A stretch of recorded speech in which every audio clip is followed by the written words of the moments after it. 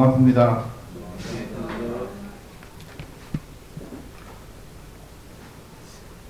몇 년 전에 제가 울산에 있는 한 교회에 가서 설교를 하는데 그때는 설교자가 두 명이었습니다. 한 분은 정광식 총장이고, 그 다음에 제가 또 설교를 하게 됐는데, 이상하게 그 주일은 선교주일이라고 그래서 이분이 선교 제목으로 설교를 하셨는데, 성령님에 대해서 이제 이야기를 하셨어요. 계속 이제, 근데 첫 번 설교를 너무 오래 하셔가지고, 저한테는 시간이 전혀 주어지지 않았습니다. 1시간 정도 설교를 한 것 같아요, 그분의. 근데 그 성령에 대해서 아주 잘 설교를 하셨는데, 성령에 대해서 설교하고, 저한테 이제, 그래도 저를 불렀으니까, 시간을 주지 않을 수도 없고, 그래서 제게 시간을 줬습니다. 제가 계산해 보니까 모두 다 빨리 마쳤으면 좋겠다 하는 그런 생각으로 가득 차 있고, 그래서 제가 전 목사님, 전 총장님이 60분 설교하고 제가 1분 설교를 했습니다. 1분 설교를 하니까 박수가 오래같이 펴지고요. 그래서 제가 그때 이분이 성령님에 대해서 쫙 말씀하셨는데 한 가지 안 한 게 있었어요. 제가 오늘 여러분 전 총장님이 하신 모든 설교를 다 그대로 받으시되 한 가지만 더 첨가하면 좋겠습니다. 성령은 선교의 영입니다. 제가 그 이야기만 하고 내려왔거든요. 내려왔는데 박수도 터졌을 뿐 아니라 그날의 사례는 봉투가 한 5개 정도 됐습니다.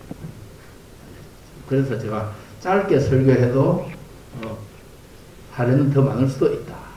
그런 어떤 비결을 알게 됐습니다. 제가 성령에 대해서 사실은 말을 하고 싶었어요. 성령에 대해서. 근데 요한복음 전체에 성령에 대해서 제가 조금 말씀을 드리고 제 본문으로 들어가겠습니다.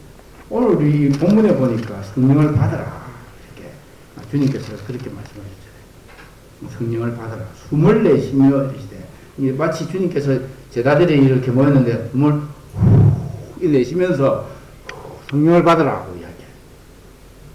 사실 우리 기독교인의 삶의 능력은 성령 충만 없이는 결코 이루어지지 않는 것이 기독교인의 삶입니다. 성령 충만 없이 기독교인 생활하면 그것만큼 불쌍한 삶이 없고, 그래서 영국에는 한 속담이 성령 받지 말고 목사해라. 그게 제일 큰 저주랍니다. 성령님 능력 없이 목회하거나 교회 봉사하거나 교회 장로하거나 집사하거나 이게 모두 다 가장 완전히 헛방이 됩니다. 그래서 성령님에 대해서 요한복음이 여러 가지를 이야기하는데 제가 그걸 간단하게 요한복음 전체에서 성령에 대해서 조금 말씀드리고 제가 이 오늘 주제를 들어가려고 합니다. 요한복음 1장에 보면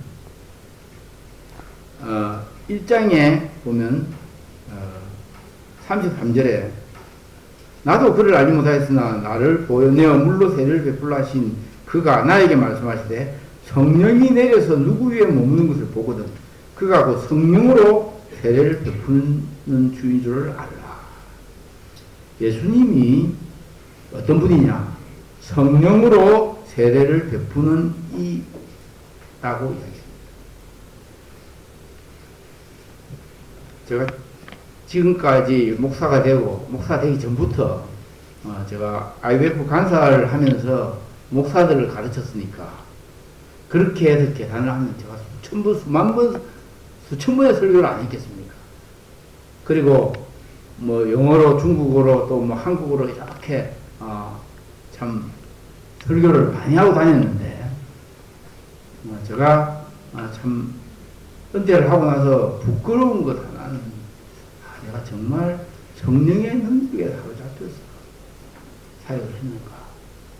아니면 내 힘으로 내 말재주로, 내 얄팍한 지식으로 사역을 했는가 하는 것에 대해서 많이 회개하고 예수님을 말할 때 요한복음 1장에서는 성령으로 세례를 베푸는 이라고 했습니다. 그런가 하면 요한복음 3장에는 예수님께서 니고데모와 대화를 하시면서 뭐라고 하시냐면은 너희들이 중생하는 것, 거듭나는 것은 물과 성령으로만 거듭날 수 있다라고 하는 이야기를 하십니다. 물과 성령으로 거듭나는 일. 그래서 사람의 영혼이 바뀌고 인생이 바뀌고 그대의 삶의 가치관이 바뀌고 완전히 하나님을 만나게 되는 그 일은 성령의 역사가 없으면 불가능하다. 그래서 그런 면에 제가 생각을 해볼 때 우리 오신척은 성령을 너무 소홀하게 대했던 것이 아닌가 하는 그런 생각을 합니다. 성령님을 가장 우리의 삶의 중심으로 우리가 삼위 하나님을 믿는 신앙인데 그 성령님을 좀 소홀하게 하지 않는가 그런 생각을 제가 하게 됩니다. 그런가 하면은 요한복음 4장에 보면 예수님께서 수가성 우물가에 사마리아 여인과 함께 이야기하면서 말하기를 메시아인 나는 생수를 너에게 주는 분이다 라고 이야기합니다. 생수를 주시는 분이다. 그래서 주의 이 물을 나에게 항상 주사 나로 물기를 오지 않게 하옵소서. 내 인생이 늘 클클하고 늘 목마르고 그리고 무엇을 해도 만족이 되지 않았는데 이 물이 내게 와야 되겠습니다. 이 성령이 나에게 와야 되겠습니다. 이것을 이야기합니다. 그런가 하면 예수님께서 요한복음 7장에 보면은 7장에는 초막절 사건인데 초막절에 명절 끝날에 예수님께서 뭐라고 말씀하시냐면 누구든지 목마르거든 내게로 와서 마시라. 나를 믿는 자는 성경에 이런 것 같이 그 배에서 생수의 강이 넘쳐나리라. 근데 지금 우리 인생이 어떻습니까? 생수강이 넘쳐나는 일입니까? 아니면 이거 마치 못해서 교회에 그냥 억지로 끌려와서 지금 자리에 앉아 있는 겁니까? 이 기쁜 소식 곧 전하라. 구원의 소식을 널리 전하라고 찬송가 501장에 우리가 이야기를 했는데 제가 이걸 읽으면서 이 기쁜 소식 정말 여러분에게 이 기쁜 소식입니까? 구원의 소식을 널리 전해야 되는데 생수의 강이 넘쳐나야 되는데 생수강이 넘쳐나지 않고 쫄쫄쫄쫄쫄도 아니고 아예 말라버린 것 아닌가 그런 생각을 하게 됩니다. 이게 이제 물이 있잖아요. 우리가 술 안 하는 사람은 옛날에 저도 이제 한때 술을 좀 했는데 공부 생활할 때 근데 술을 다 마시고 나면 컵 이래가지고 이래 털으면 몇 방울 다 마셨는지 확인한다고. 근데 지금 우리 신앙생활이 짜야 그냥 그 물이 몇 방울 나오는 그런 어떤 그런 메말라 있는 심령이 비떨어져 있는 그런 지경이 아닌가 모르겠습니다. 근데 예수님 말씀하시기를 나를 믿는 자는 성경에 이런 것 같이 그 배에서 생수의 강이 넘쳐나냐 그냥 콸콸콸콸 넘쳐나는 그런 것이 성령입니다. 요한이 예수님이 세상 떠나고 예수님의 어머니 마리아를 오랫동안 돌봤지 않습니까? 돌보면서 그가 다시금 그 당시에 많은 사람들이 예수님을 본래 믿는 예수님의 진리에서 멀어져 있는 것을 보고 그가 다시 붓을 들어서 쓴 것이 요한복음인데 그 요한복음에 예수님이 누구냐 하면은 예수님은 성령으로 세례를 주시는 분이고 그 배에서 생수의 강이 넘쳐나게 하시는 분인데 오늘 우리의 신앙생활이 모습이 어떤가 묻고 싶습니다. 그러나 예수님이 떠나시기 전에 다락방에서 한 강화에서 14장에서 16장까지 가장 강조한 것이 뭐냐면 보혜사에 대한 강조를 합니다. 보혜사가 뭡니까? 우리를 보호해 주신 분, 우리에게 은혜를 주시는 분, 그리고 우리를 가르쳐 주시는 분. 그래서 보혜사 할 때 은혜의 다 가르치는 사자예요. 그래서 성령님이 오셔야 우리를 진리 가운데로 인도하시고 성령님을 오셔야 우리를 예수님께로 인도하시고 또 성령님이 오셔야 예수님의 영광을 나타내지 그 성령이 없으면 또 성령을 무시하거나 성령을 근심하게 하면 그 교회나 그 교단은 발전하지 않습니다. 제가 참 대만에 있으면서 우리 김영진 목사님 이런 분들이 개척하는 그런 교회들에 가서 이제 설교도 하고 이렇게 하는데 안타까운 것은 교회가 부흥하지 않습니다. 교회를 다 합쳐서 28개 정도 되는데 그건 PCA, OPC 뭐 다 했는데 근데 신학교 안에 성령론 과목도 없을 뿐 아니라 또 성령에 대해서 강조도 하지 않고 또 교회에서 제가 지난 7년간 있으면서 성령에 대해서 설교한 걸 들어본 적이 없습니다. 왜 그럴까요? 그러니까 그 교회가 28개인데 교회는 28개인데 평균 회집 인원이 뭐 10명에서 20명 뭐 이 정도로 왔다 갔다 하고 자립이 안 되는 교회가 90% 정도. 이게 40, 50명 모이면 많이 모이는 교회고. 그래서 제가 그게 너무 안타까운 느끼는 것은 성령님을 무시했구나. 그런 생각을 제가 하게 됩니다. 그런가 하면은 근처에 링량탕이라고 하는 교회가 있어요. 링량탕. 말이 링량탕이지 한국말로 하면 영양탕입니다. 뭐 여기 영양탕을 안 좋아하시는 분도 계시겠지만 저는 뭐 죄송합니다. 사랑하고 이제 그런데 이 링량탕에는 본래 우리 교단하고 비슷하게 시작했어요. 근데 지금 교회가요, 그 교회에는 처음에 한 200명 정도 모이던 교회가 지금은 12,000명 정도 모이고요. 또 이분이 혼자서 조선주 목사님인데, 조선주 목사님이 아직도 살아 계세요. 그 교회를 34년을 목회를 했는데, 34년 목회한 다음에 200명의 교인이 12,000명으로 자랐고, 그뿐 아니라 이분이 혼자만 큰 게 아니고, 여러 교회를 개척을 해가지고, 그 교회가 지금은 720개 정도 됩니다. 교회 수가, 그리고 믿는 신자가 우리 교단 전체보다 더 많습니다. 70만 명 정도. 그게 전 세계에 붙어 있습니다. 근데 그 성공의 비결이 두 가지인데요. 하나가 기도 운동이고, 또 하나가 성령 운동이고. 그분은 신학을 안 하셨어요. IBF 출신이에요. IBF 간사로 12년 있다가 36세 그 교회를 담임을 해가지고, 그 36부터 34년간 70까지 하고요. 그런 가운데 계속해서 교회를 개척하고, 젊은 사람들을 키우고 그래서, 그 교회는 가면 젊은이들이 크크합니다. 대만교회는 저는 부흥 안 하는 줄 알았어요. 근데 그 교회를 보고, 대만교회도 부흥하는구나 하는 것을 깨닫게 됐습니다. 우리가 예수님이 떠나면 내가 떠나는 것이 너희에게 더 유익이라. 내가 떠나지 아니하면 보혜사가 너희에게 오지 아니하는데, 보혜사가 오시면 그가 죄에 대하여, 의에 대하여, 심판에 대하여 너희를 인도하고, 보혜사가 너희를 진리 가운데로 인도하고, 그가 자기 것을 나타내지 아니하고 예수 그리스도에 대한 것들을 나타내겠다고 했거든요. 그렇다면 우리가 더 성령님을 의지해야 돼요. 그래서 사도 바울이 고린도서에 이야기하면서 내 말과 내 전도함이 지혜에 근하는 말로 하지 아니하고 오직 성령의 나타남과 능력으로 하여 너의 믿음이 사람의 지혜에 있지 아니하고 다만 하나님의 능력에 있게 하리라.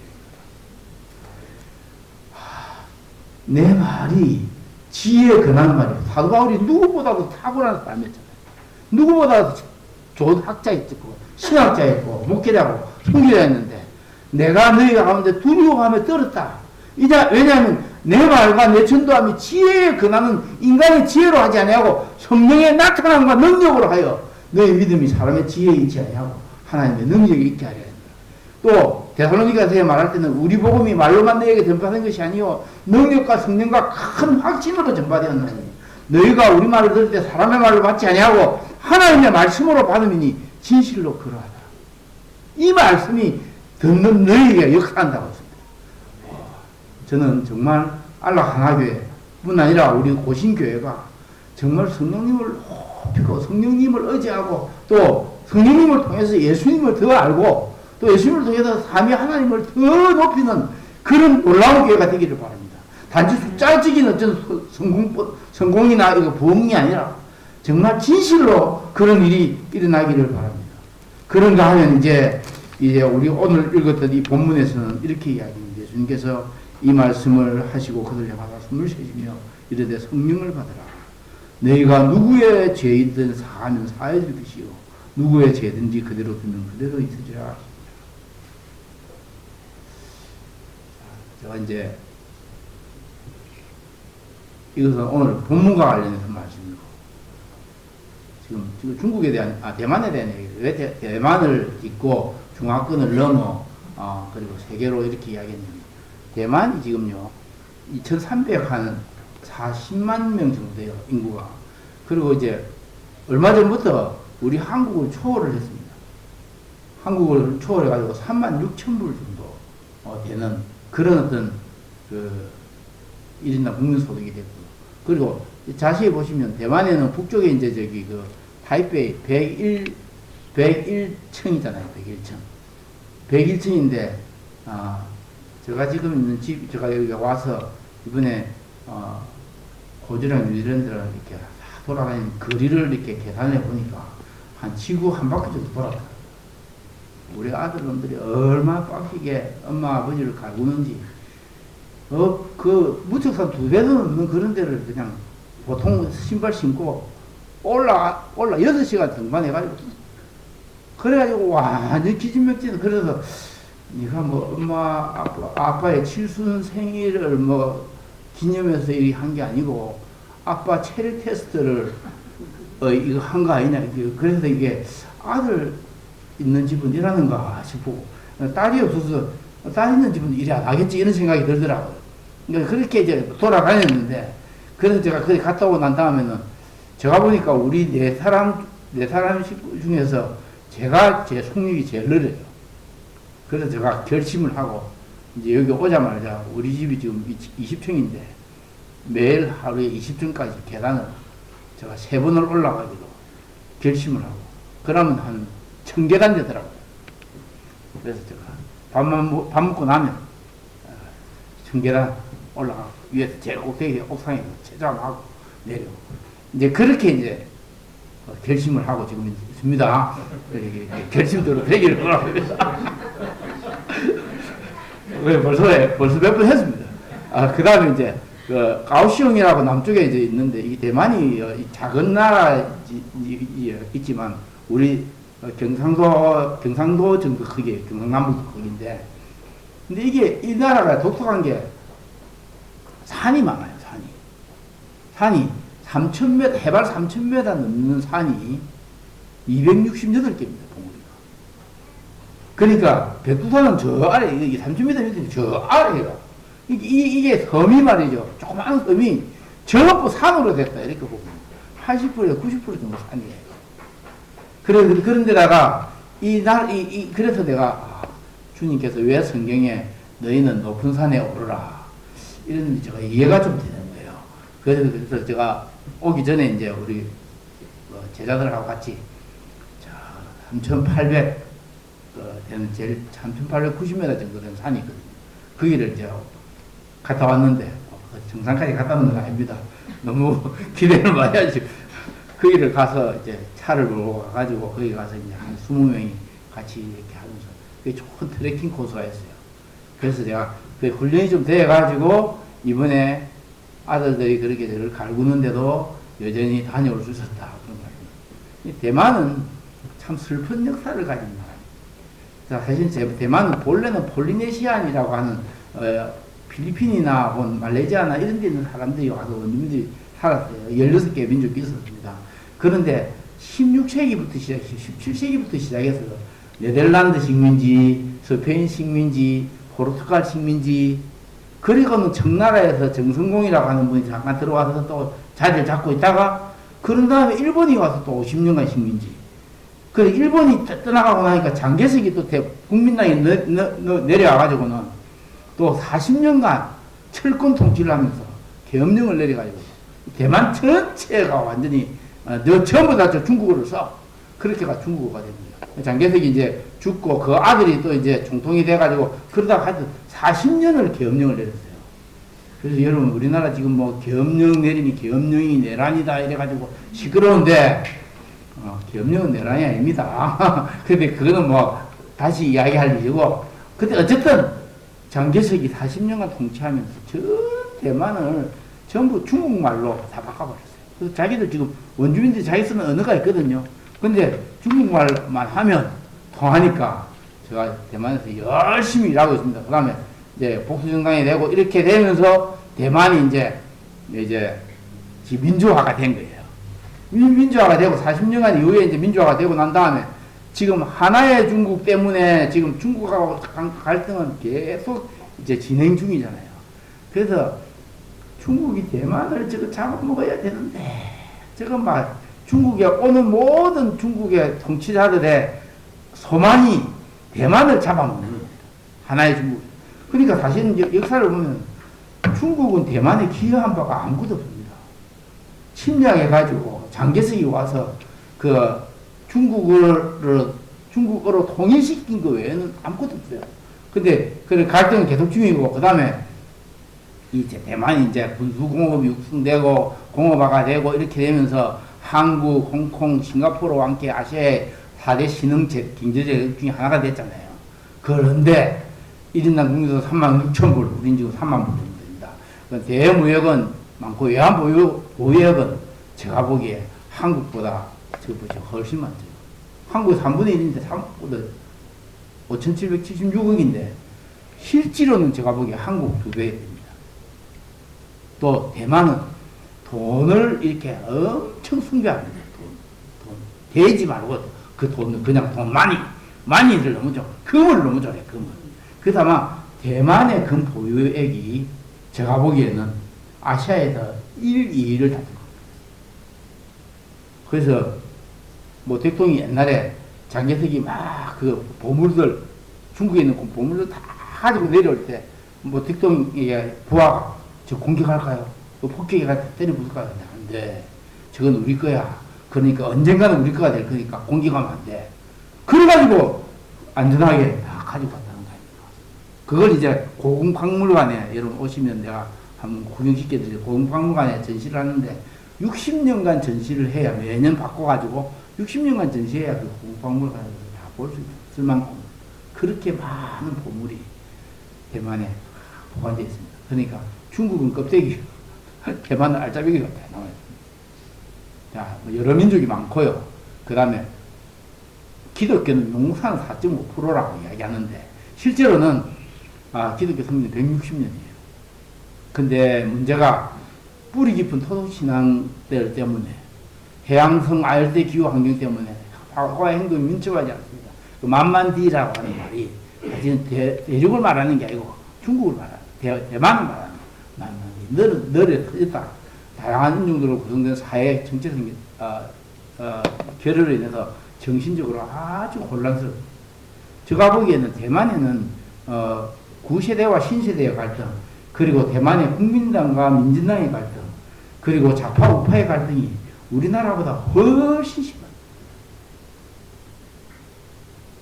어느 정도 심하냐면, 제가 까오시옹이라고 하는 남쪽을 갔는데, 남쪽에 가서 보니까, 남쪽에 그 한쪽에 자기들이 1947년 2월 28일 그걸 228 사건이라는데, 228 사건의 그 박물관이 있더라고요. 제가 거기 가서 자세히 보고 제가 감동을 받는 게 뭐냐면, 대만에도 광주 사태 같은 것이 있을 거예요. 그때에 약 10만 명 정도를 무고한 사람들을 죽였더라고요. 국민당이. 그래서 그것이 그 원혼들이 아직도 참 구천을 헤매고 있는 거 아닙니까? 그것이 해결 안 됐어요. 중국도 마찬가지입니다. 중국도 지금 우리가 천안문 사태나 이런 것들로 해서 많은 사람 죽었잖아요. 민주화혁명으로. 그래서 이런 것들이 해결이 안 된 상태로 다 덮어버리려고 하니까 그 내적인 갈등이 너무 심해요. 그래서 제가 한 번은 설교를 했는데 이 사람이 설교를 듣다가 성을 빵 해가지고 나는 이 교회 안 나갔다! 그래서 내가 이 대만에 이런 깊이 뿌리 박힌 그런 좌파와 우파의 갈등, 신구 세대의 갈등이 있구나 하는 걸 제가 알게 됐습니다. 그 다음에 대만 보고의 기분들이라고는 이제 한류 열풍으로 한국에 대한 이미지가 계속 되었지만 사실 제가 솔직히 말하면 대만 사람들이 제일 싫어하는 민족이 한국입니다. 왜냐하면은 한국하고 1990년까지는 아주 관계가 좋다가 박정희 대통령 있을 때 좋다가 박정희 죽고 난 다음에는 우리가 중국하고 외교를 한다고 중국을 대만하고 외교를 단절시켜버렸어요. 그리고 중국으로 가보니까 이 사람들이 꼭 사랑하는 사람한테 쪽박 차인 것처럼 쪽박 차인 것 같은 그런 느낌. 그래서 조광지처를 버린 것 같은 그런 느낌. 버림받은 그런 느낌이 대만 사람들에게 깊이 뿌리박혀요. 최근에는 한류 때문에 조금 좋아지긴 했습니다. 그러나 한국의 기독교가 대만 속에 많은 관심과 헌신을 해야 된다고 생각합니다.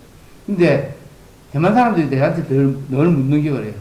너 하용조 목사하고 하용인 선교사하고 무슨 관계냐 이래요. 같은 하시다. 제가 그런 이야기 했죠.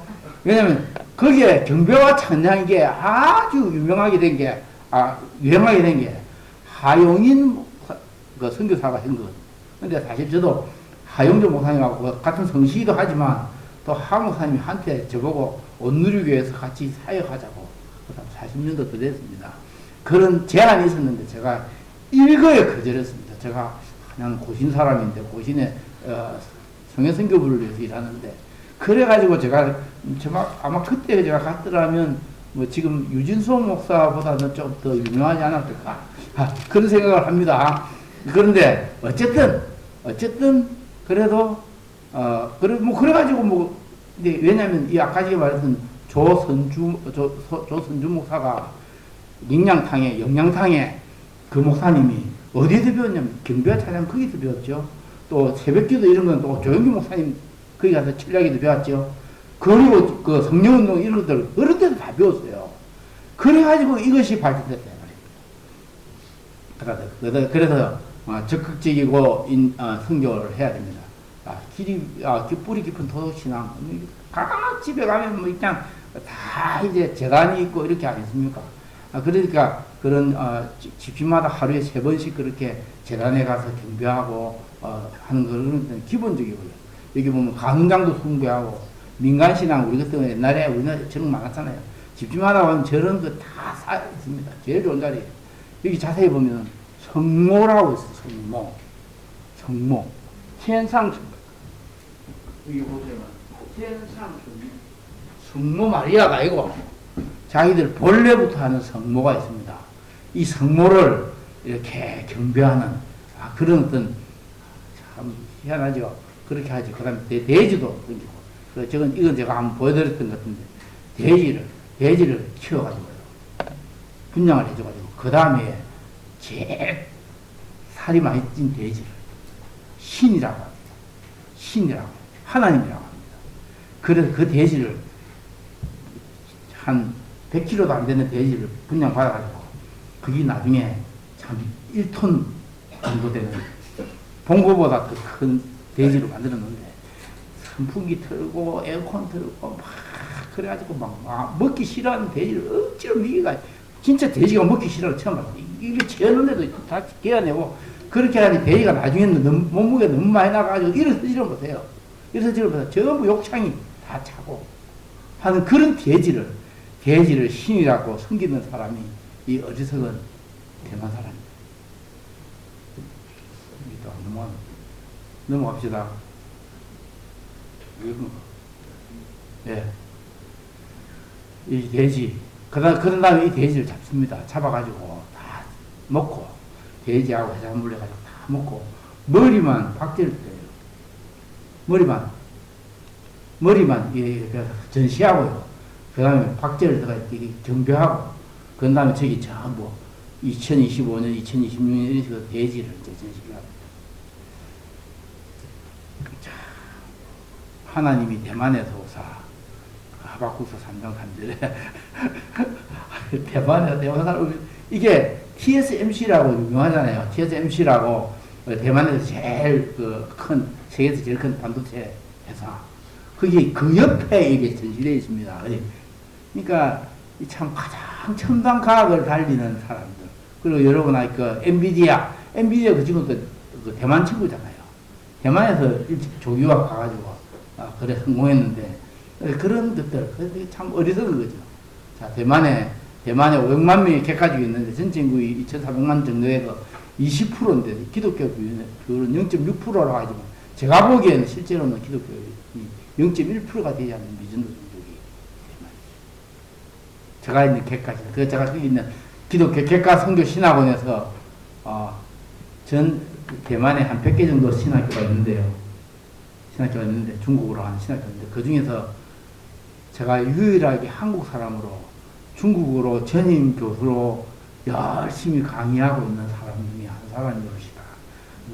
제가 나중에 저하고 악수하고 나서 손 안 씻어도 됩니다. 예. 그래서 우리 이제 기도해 주실 것은 어떻게 객가족 복음을 기도해 주시고 헌금해 주시고 사랑을 보내 주시고 이게 객가족은 본래 중원에 있는 저 복근성에서 왔어요. 그래서 이게 우리 객가족의 이제 표어가 뭐냐면 만민은 객가족을 위해서 객가족은 또 만민을 위해서 이런 어떤 표를 하고 이게 복근성에 가면 이거 한번 보십시오. 얼마나 멋집니까 여러분. 복근성에 이런 토루라고 하는 이런 성 같은 이런 게 있는데 그 가면 밤에 야광은 이거 멋지잖아요. 이 안에 한 마을이 삽니다. 이 안에 한 500가구 400가구 이렇게 많이 삽니다.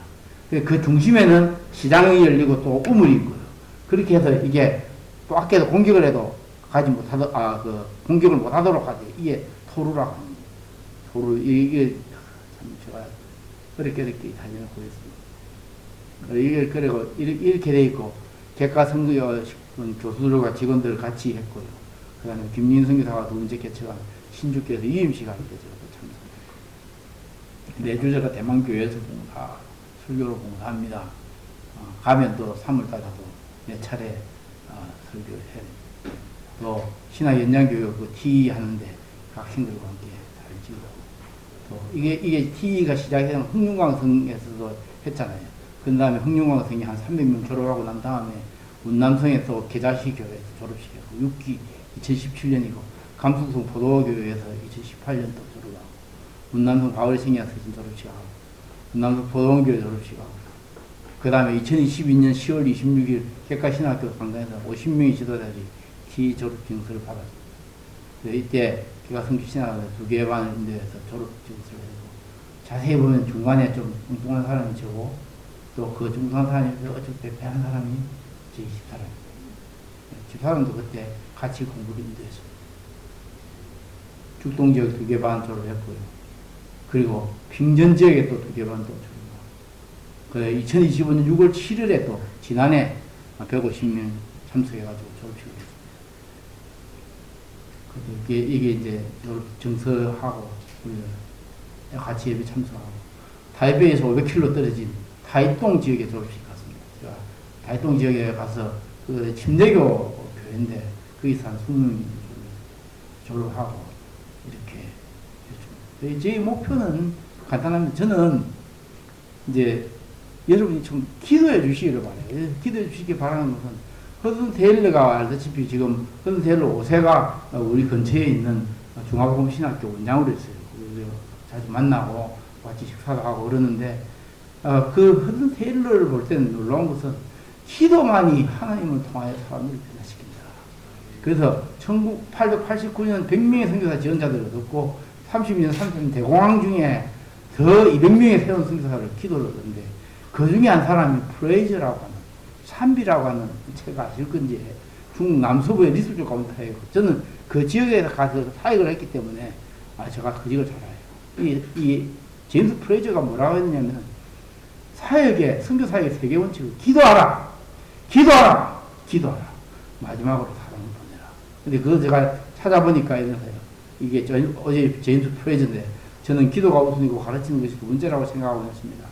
저는 현재 기도의 자리가 첫 번째, 두 번째, 세 번째 있어야 하고 네 번째에 가르치는 일을 해야 된다고 느끼고 있습니다. 이게 오제임스 프레이저의 이야기입니다. 근데 지금 한국의 기도 열기도 사라졌고 새벽기도 철야기도 당연히 잘 안 하고 우리 어릴 때는 모교의 어머니들이 기도의 어머니들이 밤새도록 기도하고 떠나고 그러면 그 자리에 눈물로 가득한 그런 것이 있었는데 지금은 그런 것도 없어졌습니다.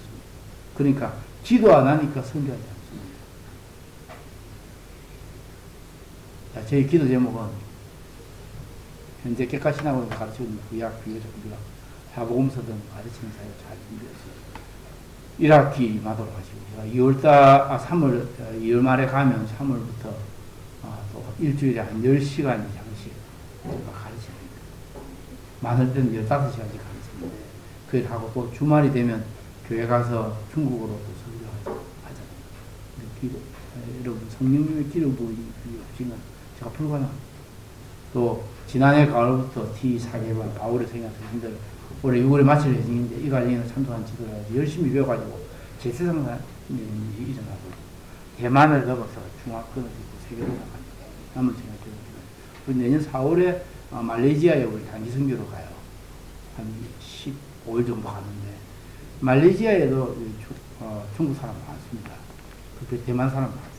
대만의 객가족을 위해서 제가 거기 가는데 그런 모든 일들 성령님이 도와주시지 않습니다. 저는 생각하기에 저는 제 일생에 제일 왕성한 시기를 지금 보내고 있어요. 사람도 은퇴했는데 제가 와서 보니까 친구들도 다 은퇴하고 막 하늘도 없고 뭐 혼자나 보고 뭐 이래 어디 여행이나 다니려 하고 이러는데 저는 사실은 뭐 이번에 아들들 덕분에 참 한 지구 한 바퀴 정도 도는 그런 여행을 했지만 그 별로 즐겁지 않아요. 일이 없는데 가서 말했어요. 그래서 호주에 갔을 때는 이제 우리 처제하고 또 이제 분명히 같이 가서 저보고 이제 영어로 설교를 해서 집사람 당신 영어 못한다 영어 못한다 이러는데 또 영어로 제가 설교를 하고 간단히 하고 또 나가가지고 호주 시드니 대학 학생이 6만 명이에요.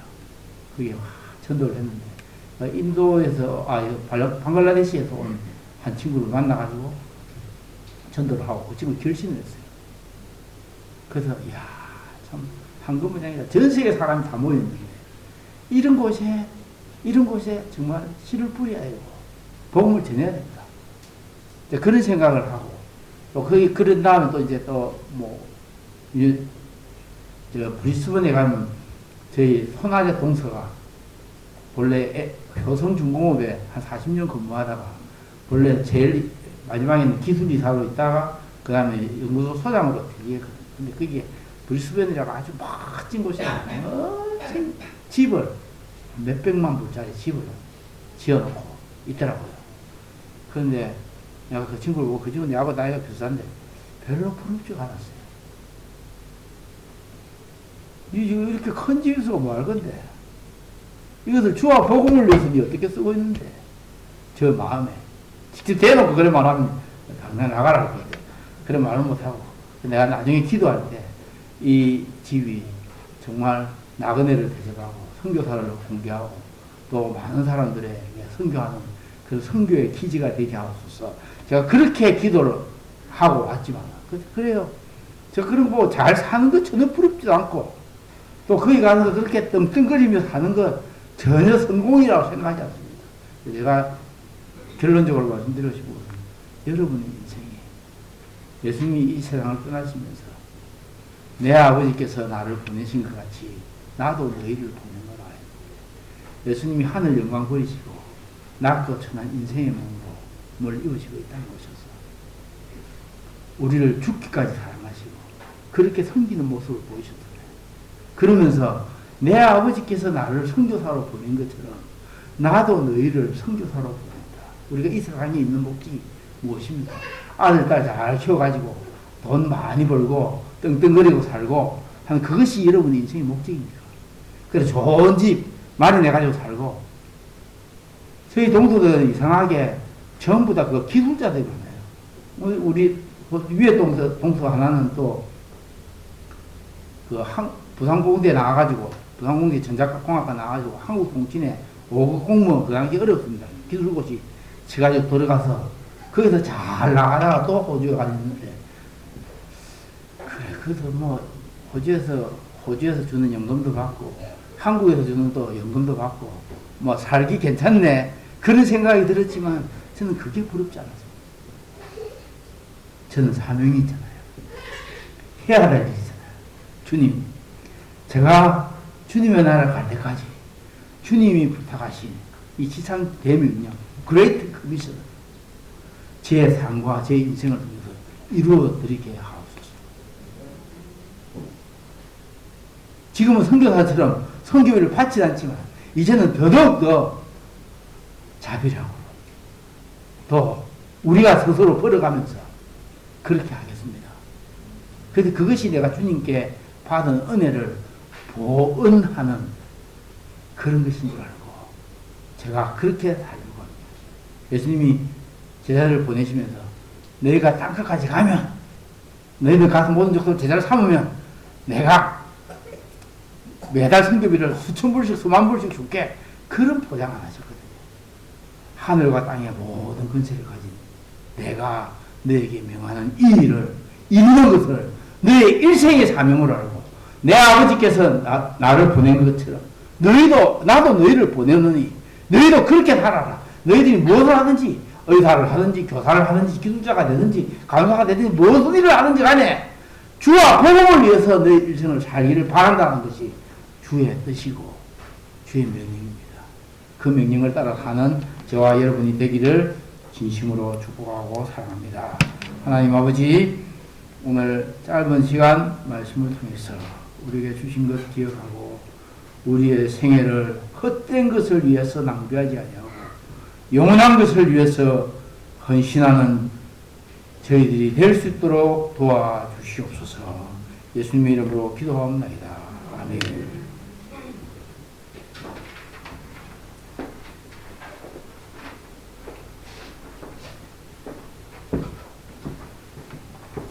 찬송하겠습니다.